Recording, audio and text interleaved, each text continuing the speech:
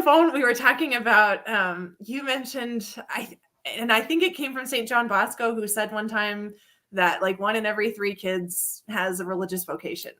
Okay. And you mentioned this to me on the phone, and you were like, yeah, like that was preached at us and stuff. And then you talked about like living in trad world, how limited your resources were in that regard. And then like looking around other people and you're like, why don't we have more vocations if this is really what we're living by? Cool. Yes. And thank you for bringing that up, because I'd forgotten about that point. And so, for us growing up, a religious vocation meant, going to the fraternity church. A religious vocation meant that, if you want to become a nun, you go up to Gower in Missouri with the Benedictines. If you want to become a monk, you go to Clear Creek. And if you want to become a priest, you go to the seminary in Nebraska. Like there was no exposure to any of these other religious orders or groups or anything, no diocesan stuff, because it was trad world. You become traditional, you stay in that world, right? And we had no resources available to us to say, look at all these different groups with their different charisms and with their different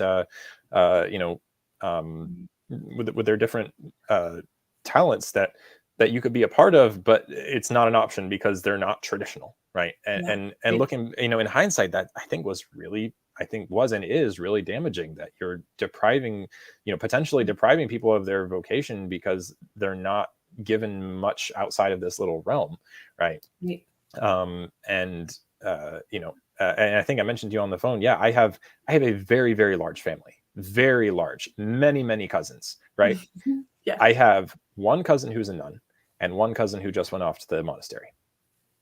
2 out of literally hundreds. Whoa.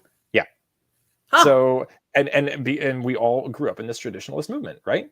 And and I'm not saying that anybody rejected a vocation or that anybody wasn't open to, I that's not my place to say. I'm just saying we all got that line. 1 out of every 3 boys is going to be a priest. And I said, well, at this rate, we should have about 24 priests in our family, and we do not. So it doesn't fit the rhetoric. So you're like, well, what does that mean? I mean, not like, like you say, not that anybody's ignoring their vocation, but it's like, where is this coming from? Why is it being taught? Like, this expectation. And then they talk about the rest of the church and the vocations crisis and, or all these people that left. And it's like, but if you guys are doing everything right and you've got all your ducks in a row, why aren't you bursting at the seams with vocations? Because it's not the case anywhere. Right. Yeah. I mean, I know the fraternity seminary is, I think, doing fairly well, but there is not this, explosion in vocations that, you'd think they would have if everything was, all great. So, And the SSPX, they've ordained 1,400 priests since they were started. They have less than 700 active now. So where'd they all go? What does that say? Yeah.